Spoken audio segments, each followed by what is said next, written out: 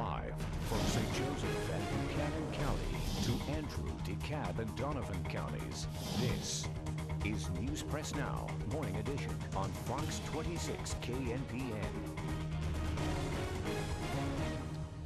A late-night stabbing in St. Joe sends 2 to the hospital, another to jail. We're there as the investigation continues. Plus, the cost of excessive drinking is much higher than those happy hour prices may lead you to believe. What you are paying for those who have had one too many.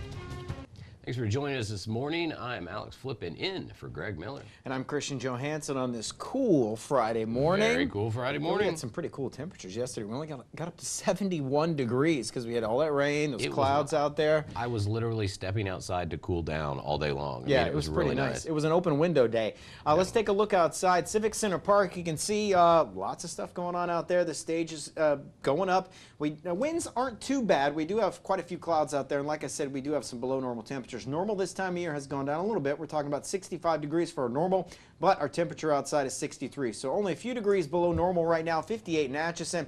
Again, winds are calm. We do have some light showers to the north. We could see maybe a light drizzle around here. It's possible. If we do get any rain, that's all we're talking about, some light showers. Just a little bit. Yeah, we're going to see some clearing today, and sunshine is going to move in. Fantastic weekend ahead.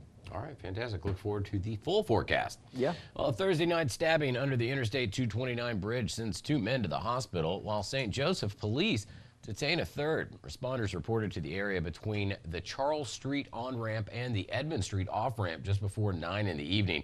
Authorities say 2 homeless men reported serious wounds after being attacked by a third man with an unknown cutting instrument. The victims were taken to Heartland Regional Medical Center for treatment. The suspect was also taken to Heartland with non-life-threatening injuries. The investigation into the stabbing continues this morning. A St. Joseph man is arrested after police say he threw paint on police cars in the law enforcement center parking lot over the weekend. 32-year-old Corey Stevens was charged Saturday with felony tampering with a motor vehicle after he allegedly damaged at least 2 police cruisers by throwing paint on them. Stevens also damaged a parking lot wall and fence, and police say he originally gave them a false name. The probable cause statement says an officer who lives in the same apartment building as Stevens had his personal vehicle damaged with paint and had the word pig scratched into it. Well, a study by the Centers for Disease Control shows alcohol abuse is costing Missouri residents billions each year. We spoke with the man behind that study, as well as a local behavioral health expert on the cost of those touched by addiction. According to the CDC study and Bob Brewer, who leads the alcohol program in the National Center for Chronic Disease Prevention and Health Promotion at CDC, the cost of alcohol abuse in Missouri as of 2006, $4.5 billion. Most of those costs across all states, and this would be true, by the way, for Missouri as well, were due to binge drinking. Dr. Brewer says those costs result from loss of productivity for employers, healthcare expenditures, the cost of alcohol-related arrests, and even early death. All factors, he says, can be linked to binge drinking, most of which are paid for by local and state government. That would include the majority of the health care expenses for treating alcohol-attributable health problems, and it would include most of the costs for criminal justice, which means effectively we're all paying the cost of excessive drinking in the United States and specifically in Missouri as well. And as Christina Hannon with Family Guidance Center points out, that $4.5 billion figure isn't the only cost to consider. It's important to recognize that that number is an underestimate of the actual cost because it does not factor in the impact that the addiction or the alcohol abuse has on the rest of the people around them and their family. As far as workplace productivity, Hannon says employers can take a proactive approach by developing programs to retain and treat workers suffering from addiction. It gives employees a way that they can reach out and access help when they need it, and so they don't have to continue on in an addiction and continue to result in lost productivity for the employer. On the same note, Dr. Brewer hopes the CDC study will prompt a proactive response from lawmakers. We really hope that by shining a bright light on the cost of excessive drinking, people will really take another very serious look at some of the things that we know can work to address it and hopefully have some serious discussions about those within their states.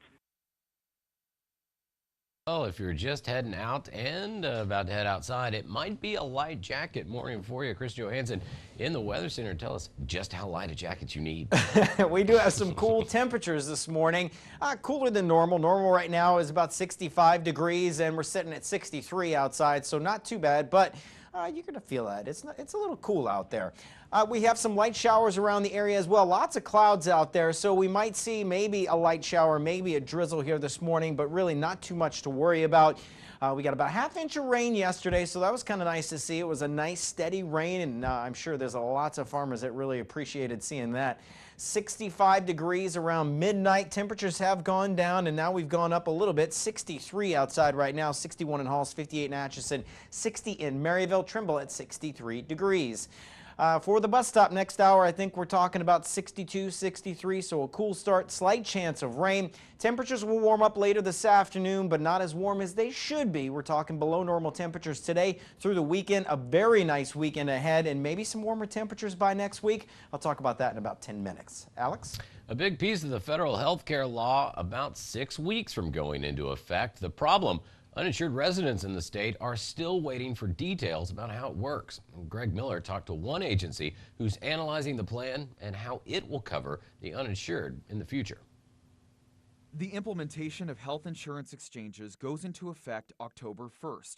Think of them like an online marketplace where you can compare health insurance plans to purchase. But in Missouri, it's a little more complicated than that. There are going to be people unavoidably caught in the system, if you will. Okay, they're not going to be able to immediately get on the insurance exchange for whatever reason. Maybe because they can't prove. Last year they made $30,000. Well, right now they're making $10,000. Linda Judah is the executive director of the Social Welfare Board. When that marketplace goes online, 1/3 of her agency's clientele will qualify for the exchanges and not necessarily the services her agency provides. But another part of the Affordable Care Act, or ACA, was designed to further fill the uninsured gap by expanding Medicaid, something Missouri lawmakers rejected.